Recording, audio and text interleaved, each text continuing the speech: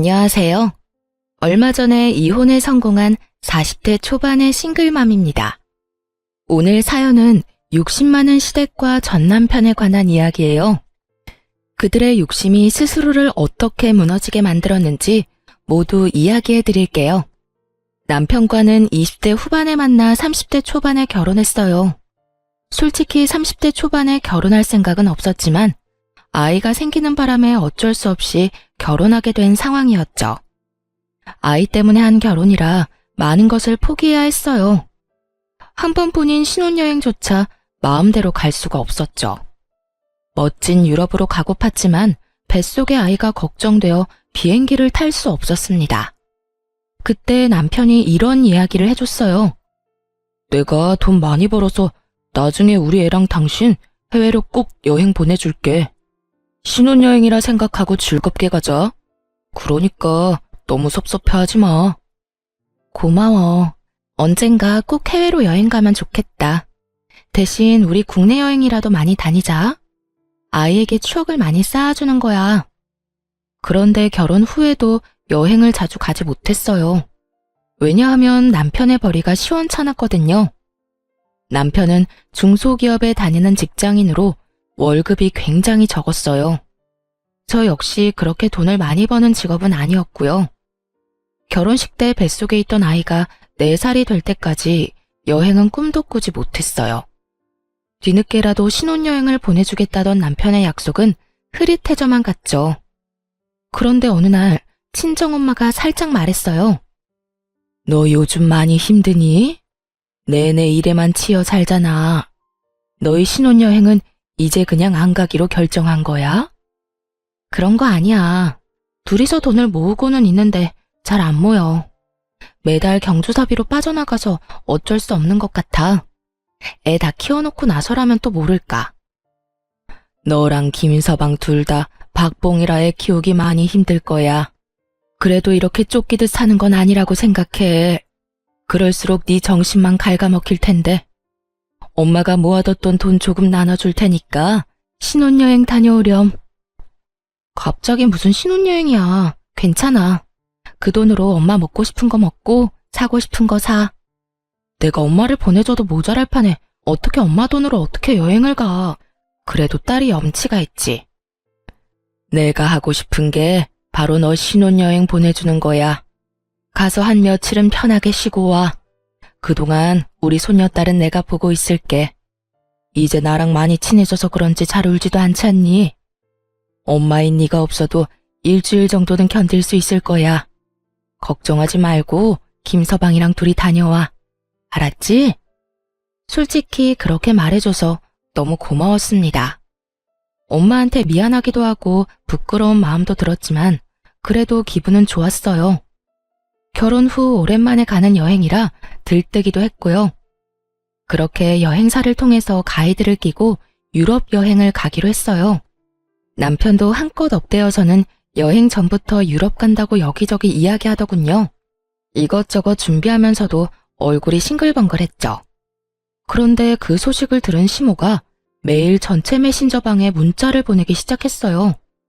자기들은 해외 구경도 못 해봤는데 너무 부럽다며 징징거리는 내용을요. 에휴, 너희는 좋겠다. 그렇게 여행 갈 여유도 있고.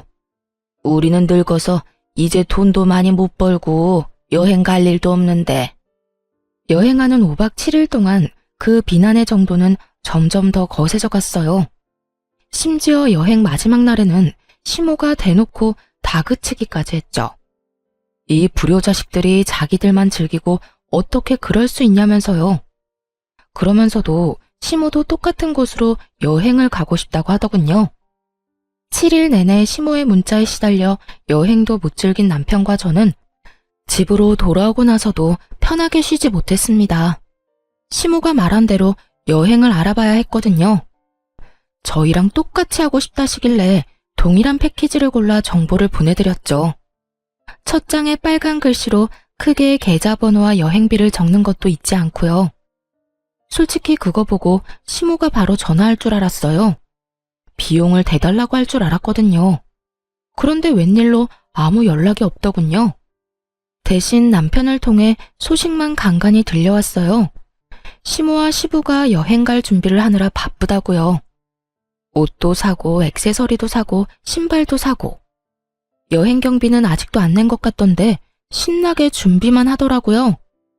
그때 시부모님은 우리가 그 돈을 내줄 거라고 생각하는구나 하고 확신했죠. 굳이 나서서 사실을 알려드리고 싶진 않았어요. 계속 그렇게 오해하시도록 놔두고 아무 말 안 했어요. 그러자 여행 당일 시모에게서 연락이 오더군요. 예, 오늘 여행 가는 날인데 비행기 티켓이 왜 아직 안 오니?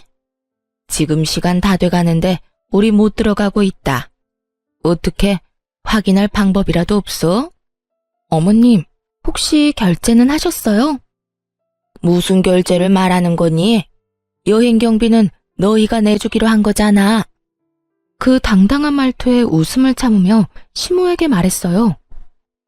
어머님, 죄송한데 저희한테 무슨 돈이 있다고요.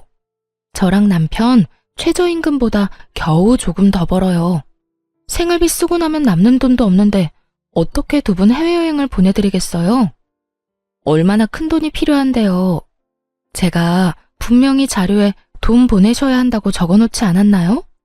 그것도 빨간 글자로 확실하게 보실 수 있게 체크까지 해놨는데. 저런 돈을 안 내셨으니 티켓이 안 나오죠. 그럼 돈을 하나도 안 냈단 말이니? 어떻게 그럴 수가 있어?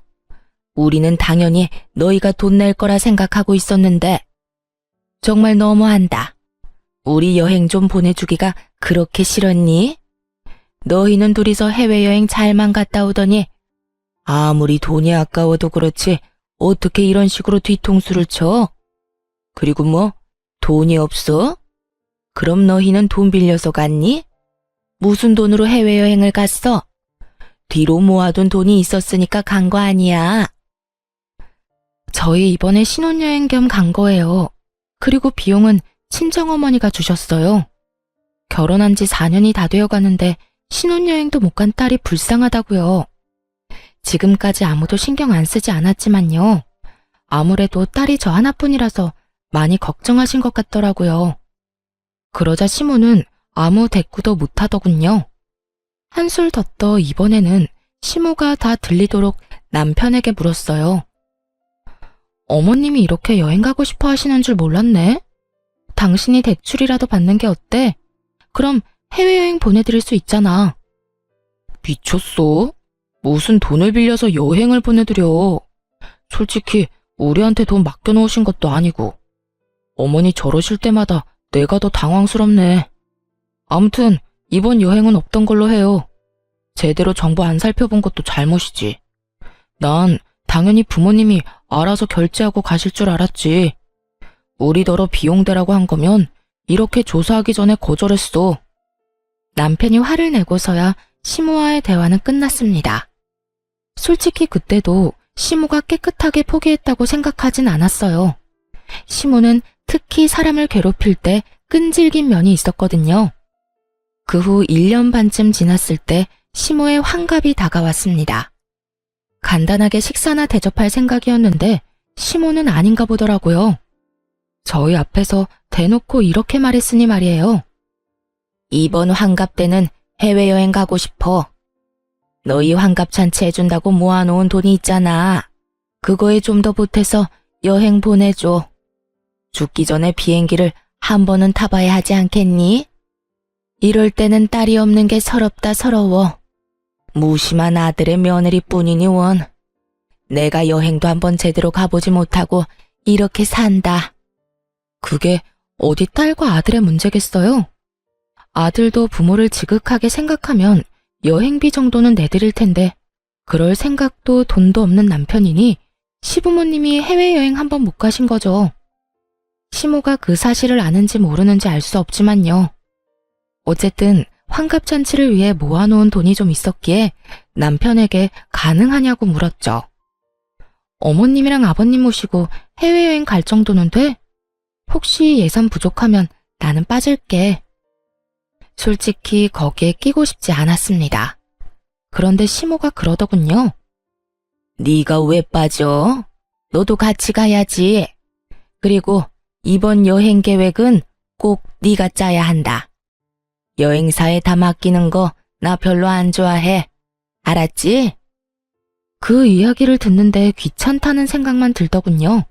그래서 시댁에서 돌아오자마자 남편에게 말했어요. 두 분 모시고 가는 여행 계획 당신이 세워.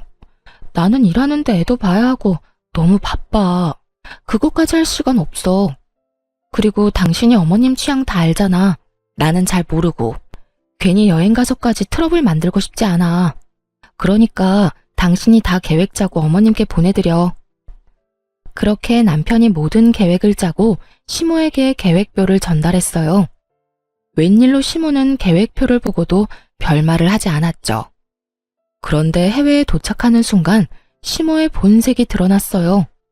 하나부터 10까지 다 마음에 안 든다며 하나하나 딴지를 걸기 시작하는 거예요. 남편이 짜놓은 계획대로 움직이지 않고 도중에 행선지를 변경하는 일도 잦았죠. 얘, 너무 볼만한 게 없다. 우리 여기 가지 말고 딴 데 가자. 저기 줄 서 있는 거 안 보이니? 그런데도 기다리자고? 나는 그렇게 못해. 당장 다른 곳으로 가보자. 여기보다는 저기가 더 재밌을 것 같은데 저쪽으로 가. 첫날 그렇게 일정을 다 틀어버렸으면서도 만족을 못했는지 시모는 숙소에 도착하자마자 화를 냈어요. 아니, 숙소가 왜 이 모양이야? 너 솔직히 말해봐라. 나한테 좋은 거 해주기 싫어서 지금 이러는 거지? 너희는 고급 호텔에 묵었으면서 나는 이런 곳에서 묵으라니? 이게 말이 되니? 여기서 잤다가 몸에 벼룩이라도 붙으면 책임질 거야? 시모를 데리고 간 곳도 당연히 호텔이었어요. 5성급의 엄청 좋은 호텔은 아니지만 그래도 3, 4성급 정도는 되는 곳이었죠. 그리고 꼭 그런 부정적인 이야기는 남편이 없을 때 저한테만 하더군요. 그래서 여행이 끝나갈 때쯤에는 슬슬 한계에 도달했어요. 돌아오는 비행기를 타고 공항에 도착했을 때 결국 폭발하더군요. 남편이 잠깐 화장실에 들렀는데 그때를 틈타 시모가 또 쏘아댔거든요. 너 진짜 너무하다. 우리가 해외여행 보내달라고 한 게 그렇게 싫었어? 그래서 이딴 식으로 사람 괴롭히는 거야? 아니, 숙소도 마음에 하나도 안 들고 관광지도 별로고. 솔직히 말해봐라. 우리한테 좋은 거 해주기 싫었지? 하나만 봐도 네가 우리를 어떻게 생각하는지 다 보여. 이런 식으로 성의 없이 한 바퀴 돌고 오면 그냥 끝이라고 생각하는 거지. 저번에도 느꼈지만 넌 정말 뻔뻔해. 시부모를 모시고 다니면서 세상에 이따위로밖에 못하니? 그저 조용히 그 말을 듣고만 있었어요. 저 멀리 남편이 화장실에서 돌아오더군요. 곧이어 남편이 제 앞에 도착했을 때 남편을 똑바로 보며 말했죠. 당신 진짜 너무하다. 어머님이 해외여행 보내달라고 하신 게 그렇게 싫었어? 그래서 그딴 식으로 사람 괴롭히는 거야? 어머님께서 숙소도 맘에 하나도 안 들고 관광지도 별로셨대. 어머님이 방금 얼마나 화 많이 내셨는지 당신 모르지? 이런 식으로 성의 없이 한 바퀴 돌고 오면 끝이야? 부모님 모시고 이따위로밖에 못하는 거냐고. 뜬금없이 화를 내자 남편은 벙찐 표정을 지었어요. 그 옆에 있던 시모가 무척 당황하며 저한테 따졌죠. 너 왜 이래? 왜 우리 아들한테 화내니? 난 너한테. 어머님, 그냥 넘어가지 마세요. 싫은 건 확실히 짚고 넘어가야죠. 이번 여행 계획이랑 예약 다 남편이 한 거거든요. 저는 손가락 하나 안 댔어요. 섣불리 나서서 여행을 망칠 순 없잖아요. 어머님 취향은 역시 자식이 더 잘할 텐데 말이에요. 어머님이 남편한테 직접 말씀하시긴 어려울 것 같아서 제가 대신 화냈어요. 어머님 말씀대로 성의가 부족했던 것 같네요. 뻔뻔하기도 해라. 내가 너도록 계획 짜라고 했잖아. 근데 왜 우리 아들이 계획을 짰어? 안 그래도 바쁜 애한테 그런 것까지 시키다니? 누가 계획을 짜든 무슨 상관이에요? 여행만 잘 갔다 오면 된 거지. 그리고 어머님, 이 사람보다 제가 훨씬 더 많이 바쁘거든요. 육아도 살림도 집안일도 다 하는데 돈은 똑같이 버는걸요. 그러니까 남편이 남는 시간에 계획 좀 짤 수 있죠. 그렇다고 이 사람이 육아나 살림을 대신해 줄 것도 아니고. 그제야 남편은 자기가 없는 사이 어떤 상황이 벌어진 건지 파악했어요. 시모가 저한테 한 소리 했고 그걸 제가 남편에게 그대로 돌려줬다는 것을요. 엄마, 짜증내려고 여기 왔어? 여행 가고 싶다고 노래를 해서 경비 대줬잖아.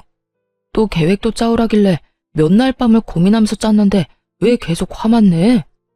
앞으로 2번 다시 여행 같은 거 안 보내줄 줄 알아. 남편이 소리치자 시모는 그제야 입을 꾹 다물더군요. 찌려보는 눈빛이 느껴졌지만 어쩌겠어요. 있는 그대로를 이야기한 게 잘못은 아니잖아요. 그런데 이 남편놈이 저한테까지 화를 내는 거예요.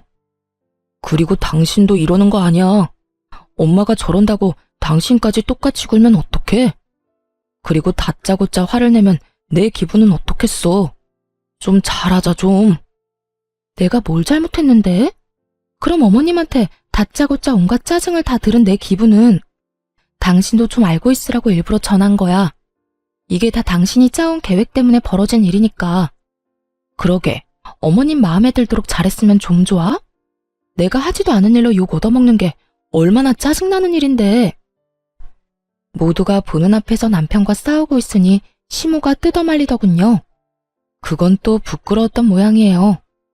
그 뒤로 시모의 짜증이 좀 덜해지긴 했어요. 저한테 짜증을 내봤자 자기 자식 힘들게 하는 것임을 깨달았는지 마구잡이로 트집 잡는 일은 줄었습니다. 그렇다고 완전히 사라진 건 아니었고요. 한 1년쯤 정말 평온하게 지냈어요. 남편도 시모도 제 속을 긁지 않고 잘 지나갔죠. 그런데 문제는 친정엄마였어요. 원래부터 몸이 좀 약하신데 뇌경색을 살짝 한번 앓으셨거든요. 팔다리의 감각이 이상하다고 해서 병원에 갔는데 뇌경색 진단을 받은 거였어요. 의식을 잃을 정도까진 아니었고요. 다행히도 증상을 발견하고 바로 병원에 가서 그런지 잘 치료받았습니다. 약하게 다리를 절게 되시긴 했지만요. 재활치료를 계속 받으셨지만 빨리 낫는다는 느낌은 없었어요. 아무래도 연세도 있고 본래 몸 상태도 그렇게 좋지는 않으셨으니까요. 외동딸로서 항상 엄마 걱정을 할 수밖에 없었어요. 10년 전에 아빠와 사별하고 혼자 남은 엄마가 혹시라도 다치면 어쩌나 하고요. 그래도 요양보호사나 간병인의 도움을 받는데 큰 문제는 없었습니다. 엄마가 소유한 4층짜리 상가 건물 덕분에 금전적으로 여유가 있었거든요. 아빠가 돌아가시면서 남긴 재산과 보험금으로 사신 거였죠. 그곳의 임대 수익으로 요양비, 간병비 정도는 충분히 지불할 수 있었어요. 그래서 저도 엄마도 마음의 짐은 좀 덜었죠. 엄마는 매일같이 이렇게 말씀하시곤 했어요. 나 죽으면 저 건물 너 줄 거야. 네가 그때 아빠 보험금이랑 유산 다 주지 않았으면 못 샀을 건물이잖니. 지금 생각하면 그때 네 말대로 해서 정말 다행이야. 너한테 늦게라도 도움될 것 같아 기쁘구나. 아빠가 돌아가신 후 엄마는 아빠 재산과 보험금을 저에게 나눠주려고 했어요. 당연히 거절했죠. 나누면 푼돈인데 그걸로는 엄마의 노후를 보장할 수 없을 것 같았거든요. 사실 온전히 엄마만을 위한 건 아니었고요. 외동딸인 저의 부담을 조금이나마 줄이기 위해 내린 결정이기도 했어요. 엄마의 노후가 안정적으로 보장돼야 나중에 돈을 덜 쓸 테니까요.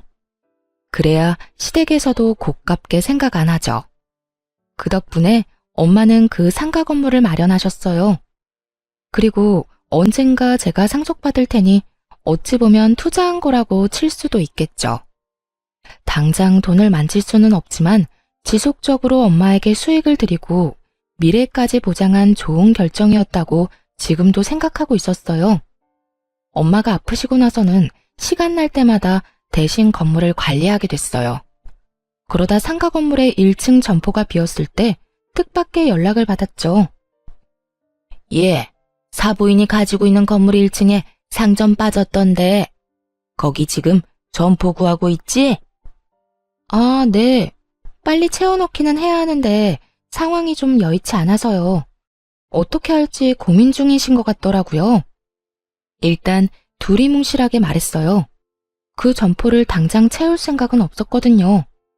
어머니도 같은 의견이었고요. 물론 이유는 다 따로 있었죠. 그러면 우리가 거기 들어가면 안 되겠니? 너도 알다시피 우리 지금 반찬 가게 하려고 생각 중이잖아. 아무래도 이번에는 잘 될 것 같아서 말이다. 저번에는 목이 안 좋아서 망한 것 같은데 그쪽은 꽤 사람이 많이 다니니까. 그런데 열면 우리 가게도 번창하겠지. 안사돈한테 한번 물어봐 줄래? 일단 여쭤보긴 할게요.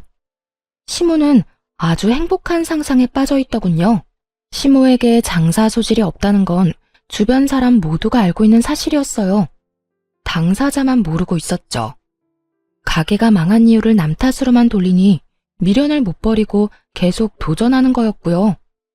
엄마, 시댁에서 1층에 들어오고 싶다는데 좀 그렇지? 아무리 그래도 2층 사장님 생각하면. 절대 안 돼. 원래 사돈 간에 이런 거래는 하는 거 아니야. 혹시라도 못 볼 꼴 보면 어쩌려고. 게다가 지금 상황이 좋은 것도 아니잖니. 무턱대고 1층에 점포 들였다가 또 무슨 일 날 줄 알고. 친정엄마가 그렇게 말하는 이유가 있었어요. 이전 1층 가게 사장님이 계약 기간을 다 못 채우고 중도에 나갔거든요. 그 이유는 2층 사장님 때문이었어요. 매번 만날 때마다 다투더니 결국 참다 못한 1층 사장님이 먼저 나가버린 거예요. 2층 사장님과의 계약은 앞으로 9개월 정도가 남아있었고 엄마와 전 2층을 내보내기 전까지 1층에 가게를 받을 생각이 없었죠. 솔직하게 말해서 시댁에 괜한 꼬투리 잡히기 싫어서 거절하기로 한 거였어요. 어머님, 친정어머니한테 말씀드려봤는데 아무래도 안 될 것 같아요. 사실 상황이 좋지가 않거든요. 다른 곳을 알아보시는 게 어떨까요? 조심스레 거절의 말을 건넸는데 돌아온 건 시모의 냉랭한 대답이었죠. 상가 그거 하나 갖고 있다고 유세는. 아니 사람 있는데 비워달라는 것도 아니고 아무도 없는 곳에 좀 들어가겠다는데 뭐가 잘나서 그렇게 고가워? 그래, 네가 우리 집을 어떻게 생각하는지 잘 알았다. 그러고는 전화를 뚝 끊더군요. 이럴 때는 시댁과 친정이 같은 지역에 있어서 참 짜증났어요. 아예 멀리 떨어져 살고 있었다면 점포 자리를 달라는 말도 없었을 텐데. 한숨이 나오긴 했지만 그래도 다행이라 생각했어요. 엄마가 그런 시모와 마주하지 않아도 된다니 안심이었죠. 그런데 며칠 뒤 친정엄마에게서 묘한 소식을 들었어요. 예, 안사돈 대체 왜 그러신다니? 세상에, 사람을 완전 쓰레기로 만들어서 소문내고 다닌대. 설마 내가 점포 안 내줬다고 그러시는 거니? 어떻게 앞뒤 사정 다 끊어먹고 그딴 식으로. 아, 엄마가 지금 기가 차서 말도 안 나온다. 평생 남한테 나쁜 짓 안 하고 살았는데 이게 무슨 일이니? 주변 사람들한테 전화로 그런 소문들을 들으니까 정말 미치겠어. 그게 무슨 소리야? 시어머니가 뒤에서 엄마 욕하고 다닌다고? 알아보니 친정엄마 동네 근처에 소문이 났더군요. 엄마가 사돈댁 무시하고 자기만 잘 살려고 한다고 가족 도울 줄도 모르는 피도 눈물도 없는 사람이라고 말이죠. 그 이야기를 전해 듣는데 화가 확 나더라고요. 마치 일부러 안 도와준 것처럼 몰아가서 엄마는 병원까지 다니실 정도였어요. 스트레스로 밤에 잠도 잘 못 주무셨고요. 그래서 남편에게 먼저 이야기했죠. 당신 나랑 이야기 좀 해. 어머님 점포임대 문제 때문에 그래. 그거 우리가 일부러 안 해주는 거 아니거든? 그런데 어머님도 정말 너무하셔. 어떻게 온 동네에 그렇게 나쁜 소문을 다 내고 다니실 수가 있어. 일부러 안 해주는 거 맞잖아. 아니야? 당장 사람이 있는 것도 아니고 계약된 상황도 아닌데. 그러게 엄마가 해달라고 했을 때 바로 해줬으면 되잖아. 솔직히 이거 우리 집 무시하는 거 아니야? 지금은 당신이 하는 말 듣고 싶지도 않을 정도야. 당신이 왜 무시하는지 모르겠지만 우리 엄마가 뭐가 모자란데? 대체 뭐가 모자라서 너랑 장모님한테 고개 숙이면서 들어가야 돼? 사돈지간에 그런 것도 하나 배려해주지 못해? 지금 이 상황은 당신 잘못 맞아. 시댁 무시하고 자기들 이득대로만 하는데 당연히 소문나는 거 아니야? 만약에 엄마한테 상가 자리 안 주면 솔직히 나 당신이랑 이혼할 생각도 하고 있어. 그리고 동네 싹 다 까발릴 거야. 당신 어머니랑 당신이 얼마나 이기적이고 자기 생각만 하는 사람인지. 미쳤어? 당신이 뭔데 그런 짓을 해? 그리고 이게 이혼까지 갈 일이야? 지금 생각해보니까 당신도 웃긴다. 언제부터 그렇게 효자였어? 언제부터 그렇게 어머님 챙겼는데? 여태껏 나한테 다 맡겨놓고 자기는 혼자 편하게 지내더니 왜?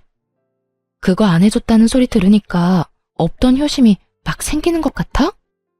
그리고 우리가 거절한 데는 이유가 있다고 몇 번을. 아, 됐어. 당신이랑 더는 말 섞고 싶지 않아. 엄마 가게 계약이나 빨리 해줘.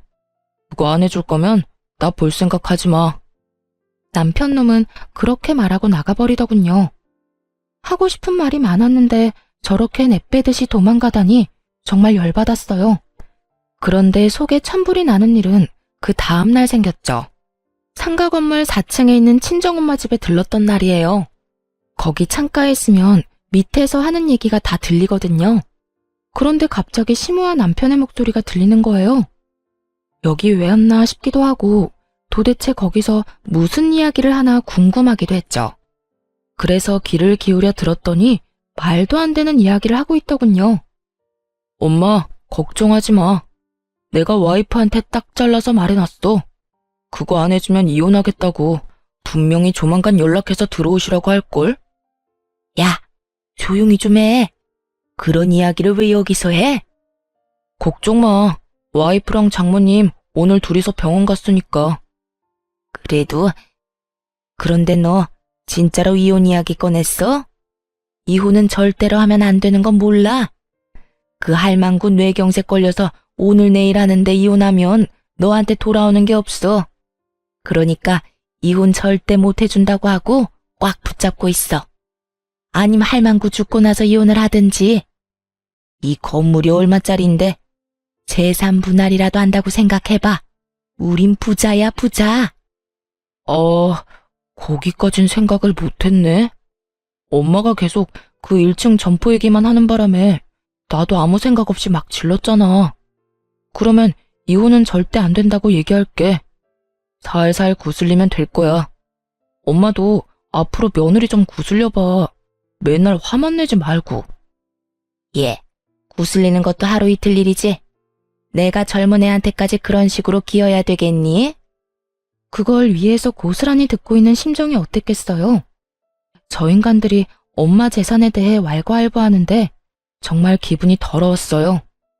당장이라도 뛰어나가서 뭐라고 하려는데 엄마가 방으로 들어오더군요. 마시라는 음료수는 거들떠도 안 보고 열만 내며 서 있으니 엄마가 물었어요. 너 무슨 일 있니? 표정이 왜 이렇게 안 좋아? 엄마한테 얘기해봐. 왜? 상가 1층 때문에 안 싸더니 너까지 괴롭혀? 그것도 그건데 저 인간들이 진짜 미쳤나 봐. 엄마 건물이 무슨 자기들 거라도 된 것처럼 이야기하는데 안 되겠어. 이런 쓰레기들하고 같이 사느니 내가 이혼하는 게 맞지. 울분을 토하며 급히 가방을 정리하는데 엄마가 손을 탁 잡더군요. 그렇게 깔끔하게 이혼해줄 생각이니?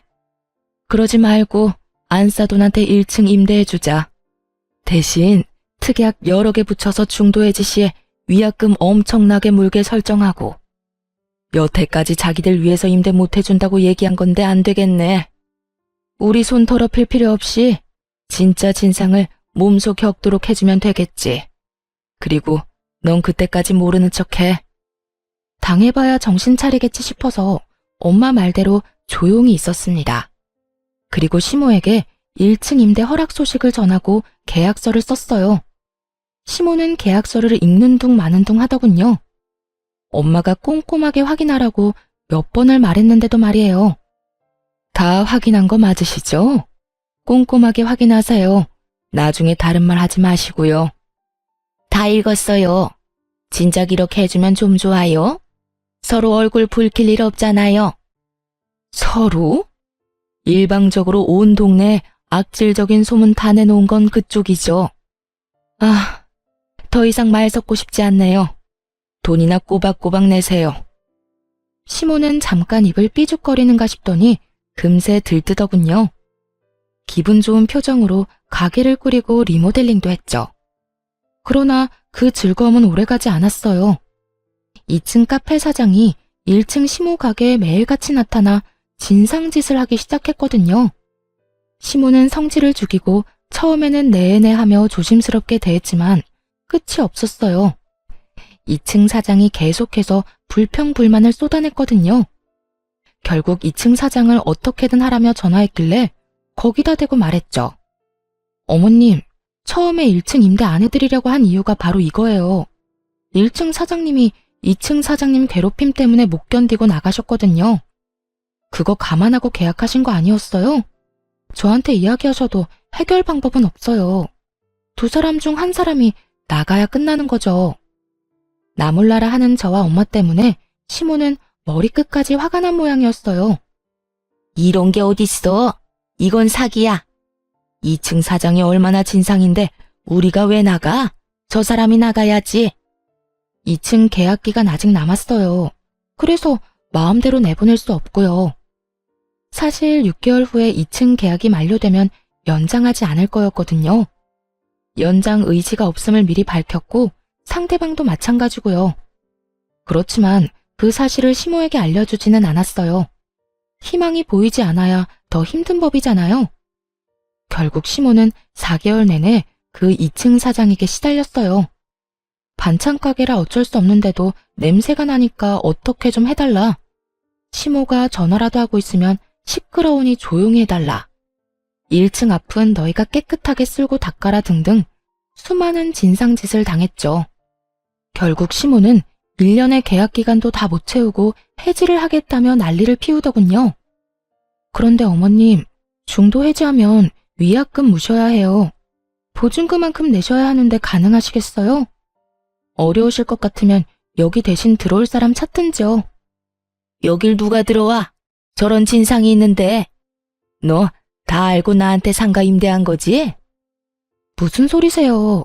처음에 거절한 건 저희 쪽이잖아요. 그런데 동네에 소문 다 내서 결국 상가 임대하도록 만든 건 어머님이고요. 그런 짓 저지르시고도 또 제 탓을 하세요?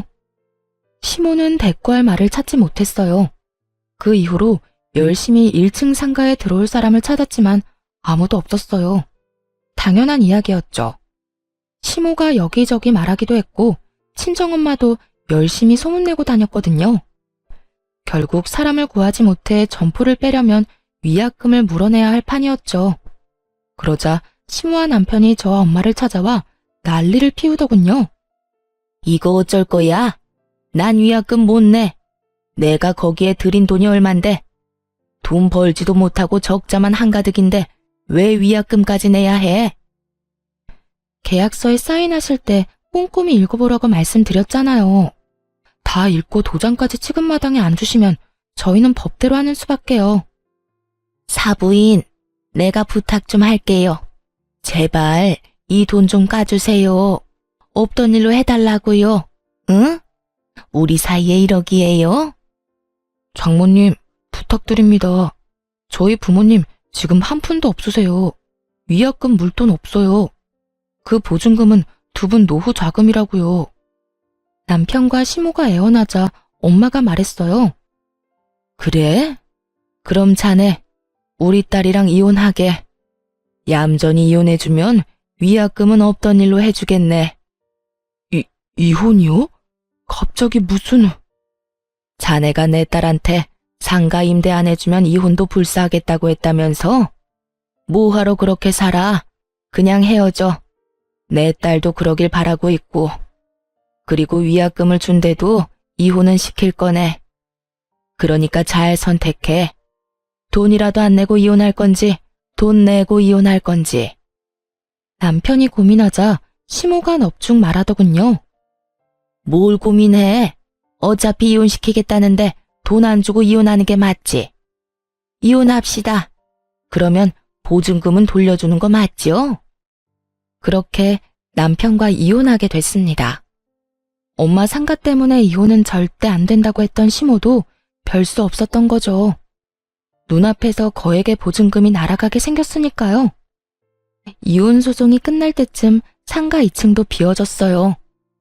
이혼하고 받은 위자료와 재산 분할로 받은 돈을 합해서 리모델링을 했죠. 사실 그동안 네일 아트를 배웠거든요. 1층에는 저의 네일 가게를 차렸고 2층에는 친구가 하는 미용실을 들였어요. 둘 다 미용업종이라 함께 이용하면 할인을 해줬죠. 그리고 자리가 없을 때는 서로의 대기실을 빌리기도 했고요. 그러다 보니 두 가게 모두를 찾는 손님들이 늘어나더라고요. 상권 분석을 잘한 건지 아니면 근처에 비슷한 업종이 드물게 있어서 그런지 서서히 장사가 잘 되기 시작했어요. 이혼하고 5개월쯤 지났을 때 명절을 앞두고 외가 친척분들이 가게에 왔어요. 명절이라 문을 닫으려고 했는데 친척 여자분들을 간단하게 꾸며드리려고 모셨죠. 그런데 그때 누가 네일숍 안으로 훅 들어오더군요. 바로 시모였어요. 야, 당장 나와. 너 우리한테 사기쳤지? 2층 진상 금방 나갈 거 알았으면서 왜 말 안 했어? 우리 가게에서 빼버리려고 그런 거지? 그래 놓고 그 자리에서 지금 장사를 하겠다 이거야? 여기 내가 계약한 곳이었어. 진상만 아니었으면 지금까지 잘 영업했을 거라고. 나만 망할 수 있냐? 너도 같이 망해야지. 그렇게 말하면서 시모는 작정하고 네일 도구들을 다 때려 부수더군요. 지금 뭐 하시는 거예요? 상가에 들어오지 말랬는데 굳이 들어온 사람은 그쪽이고 나가라고 안 했는데 나가겠다던 사람도 그쪽이잖아요. 정말 어이가 없어서. 왜요? 장사가 잘 되니까 이제 와서 배가 아파요? 그래, 배 아프다 이년아. 내가 억울해서 미치고 팔짝 뛰겠어. 어떻게 장사 잘하던 사람 내쫓아놓고 여기서 네가 직접 장사를 해?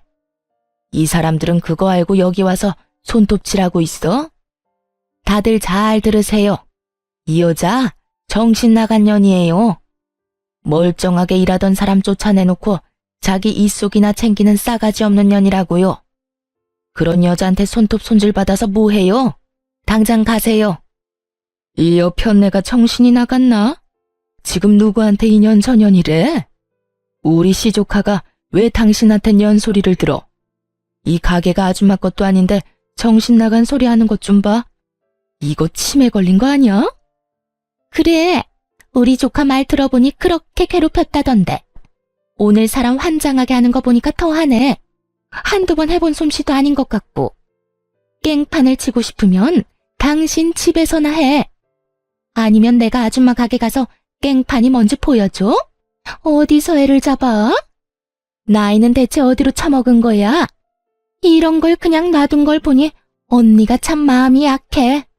나 같았으면 다리 몽둥이라도 하나 부러뜨렸겠다. 어디 한번 병원 신세 지도록 만들어줘? 무시무시한 우리 외숙모와 이모의 말에 시모가 깜짝 놀라더라고요. 안에 그저 사람이 많으니 깽판 치기 좋겠다 싶어 들어왔겠죠. 가족인 줄도 모르고 말이에요. 놀란 시모가 주춤거리는 사이에 엄마가 나와 말했어요.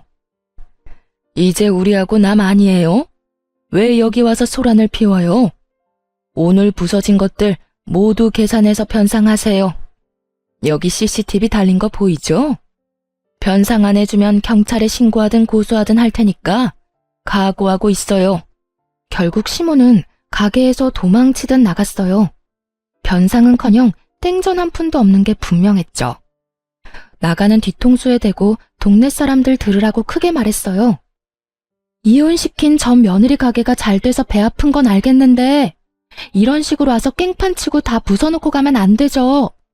또 진상짓 하면 경찰에 연락합니다.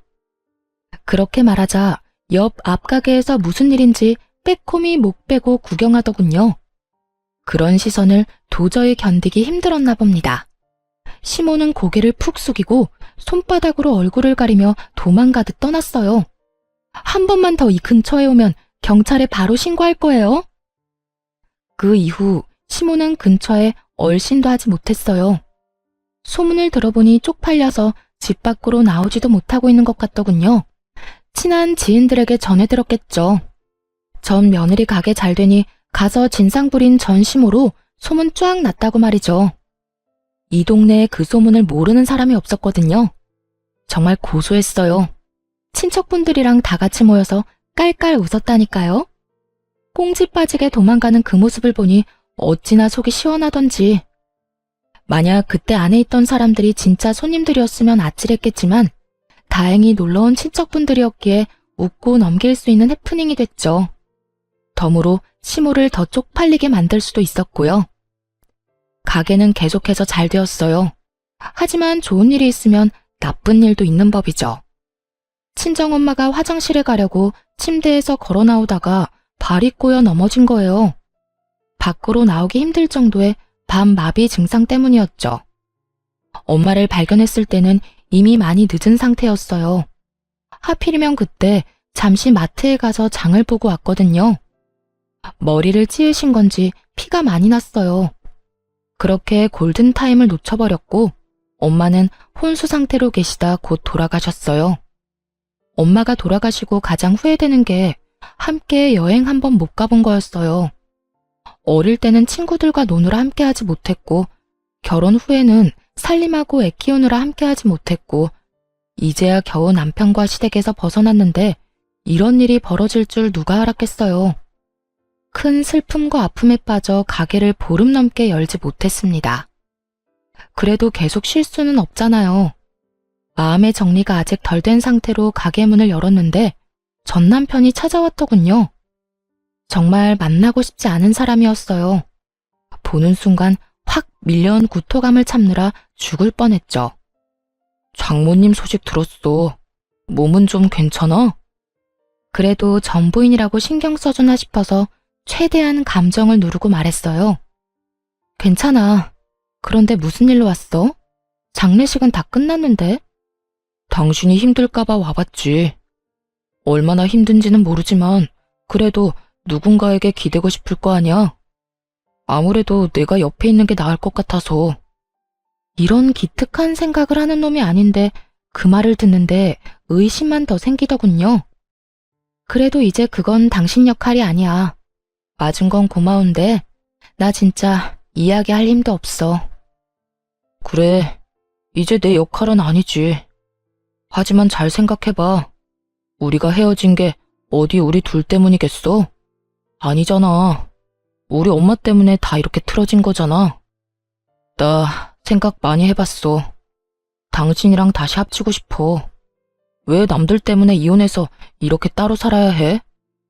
그때 그 일 아니었으면 우리 지금쯤 이혼 안 하고 잘 살고 있었을 거야. 지금 무슨 헛소리 하는 거야? 우리가 이혼을 한 건 당신이랑 당신 엄마 때문이지. 나는 엄마한테 당한 것 뿐이야. 재혼하면 우리 엄마하고는 영 끊고 살면 돼. 진짜 지독한 사람인 거 나도 잘 알고 있으니까.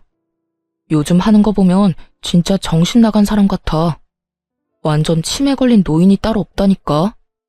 제정신이 아니니까 자식을 이혼시킨 거겠지. 그리고 아직도 잘 되지도 않는 장사하겠다고 돈을 얼마나 쓰는지. 그때 받아간 보증금이 이제는 한 푼도 없어. 이제 와서 나더러 부양하라는데 내가 왜 해? 엄마 때문에 내 인생도 이렇게 망했는데. 이혼남 신세 돼서 지금 앞가림도 못하는데 말이지. 그래서 당신 찾아온 거야. 나 진짜 우리 엄마지만 정 떨어져서 같이 못 살겠어. 왜 그렇게 진상짓을 더 못해서 안달이 난 걸까? 전 남편은 시모를 열심히 욕하며 제가 공감하기를 바라고 있었어요. 하지만 머릿속에 한 가지 생각밖에 안 들었죠. 이놈은 엄마 건물이 내 것이 되자마자 찾아왔구나. 지금도 여전히 우리 엄마 건물만 보고 있는 거예요. 그러니 재결합을 하겠다는 뻔뻔하고도 무시무시한 소리를 하는 거고요. 분노로 몸이 떨렸지만 최대한 참았습니다. 눈동자만 슬쩍 움직여서 가게 안에 설치된 CCTV를 슬쩍 쳐다봤죠. 다행스럽게도 녹화가 잘 되고 있더라고요. 저번에 난리를 피우고 간 시모 때문에 녹음까지 되는 CCTV로 바꿔놨거든요. 그걸 확인하고 헛소리를 늘어놓는 전 남편에게 말했어요. 웃기고 있네. 네가 내 생각이 나서 여기 왔겠어? 너 우리 엄마 건물 때문에 나한테 온 거 눈치 다 깠거든? 엄마 돌아가시자마자 찾아온 거 보니 너도 참 대단하다. 우리가 당신 어머니 때문에 틀어졌다고? 그거 착각이거든? 나는 너희 모자가 우리 엄마 건물 두고 소곤소곤 이야기할 때부터 이혼하고 싶었어. 맘대로 이 건물을 너희들 것처럼 여길 때부터. 그걸 다 들었다고? 어떻게? 그래, 내가 하나부터 열까지 싹 다 들었지.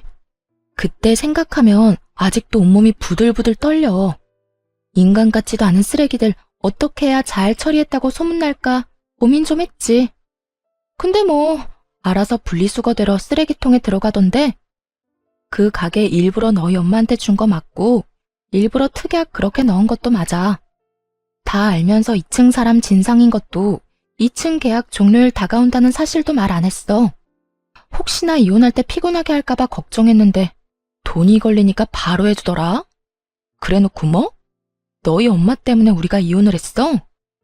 네 엄마 탓이 절반이고 네 탓도 절반이야. 어디서 청렴결백한 척이야? 네가 양심이라는 게 있으면 적어도 엄마 돌아가시자마자 쳐들어오는 건 피했어야지. 안 그래도 엄마 돌아가시고 싱숭생숭해서 힘든데 열받아 죽겠잖아. 쓰레기야, 어떻게 책임질래? 어? 내 기분 어떻게 책임질 거야? 여기서 더 이상 나 화나게 하지 말고 지금 당장 내 눈앞에서 꺼져. 단호한 축객령에 전 남편은 뒤도 돌아보지 않고 쫓기듯 가게에서 나갔어요. 모자지간 아니랄까봐 시모와 똑같은 모습이었죠. 그런데 그 모습을 보고 있으니 열불이 덧뻗치더군요. 잠깐 고민하다가 좋은 생각이 나서 CCTV 영상을 확인했어요. 그리고 전 남편이 시모 욕하는 장면을 따서 시모 연락처로 보내줬죠. 혹시나 못 볼까봐 시부 연락처로도 보냈고요. 건물이 탐나서 불효막심하게 자기 엄마 욕하는 망할 놈. 그런 놈이 바로 당신 자식이라고 보여주고 싶었거든요. 저와 헤어지고 갈 곳 없어서 시모 집에서 신세 진주제의 말이죠. 얼마 지나지 않아 길에서 전 남편과 시모가 박 터지게 싸웠다는 소식을 들었어요. 그걸 직접 목격한 호프집 사장님이 이야기해줬거든요. 동영상이 아주 잘 전달되었나 봐요. 그 할망구가 그날은 완전 눈이 돌았더라니까. 평소에는 그렇게 아들 감싸고 돌더니 말이야. 아들한테 네가 지금 전 며느리한테 그런 말할 군번이냐고. 엄마 집에서 먹고 자고 들러붙어 있는 주제에 어떻게 그러냐고 하더라. 뭐 아들이 엄마 치매 걸렸다느니 진상이라느니 그런 말까지 했다며? 아주 고래고래 고함을 지르는데 늙어서 힘도 없는 할매가 목소리는 얼마나 큰지. 주변 가게에서 다 나와봤지 뭐야. 근데 자식놈도 한마디를 안 지더라. 그때 억지로 가게에 쳐들어가지만 않았어도 자기가 엄마 밑에 안 붙어 있었을 거라고. 다 엄마 탓이니까 책임지는 게 맞다고 얼굴에 철판도 안 깔고 말하더라고. 참나, 두 모자가 똑같더만. 소식을 전해준 호프집 사장님에게 그저 조용히 싱긋 웃어 보였어요. 예상한 대로 두 사람이 확 찢어졌더군요. 그 뒤에는 전 남편이 전 시댁에서 쫓겨났다는 이야기를 들었어요. 모아둔 돈도 없이 나가서 뭘 어쩔지는 모르겠지만 무슨 상관이겠어요? 이제는 더 이상 찾아오지 않을 거라는 걸 알기에 마음이 후련했습니다. 욕심 때문에 인생 제대로 꼬여버린 두 사람의 이야기 어떠셨나요? 지금까지 제 이야기 시간 내서 들어주셔서 감사합니다. 좋은 하루 되세요.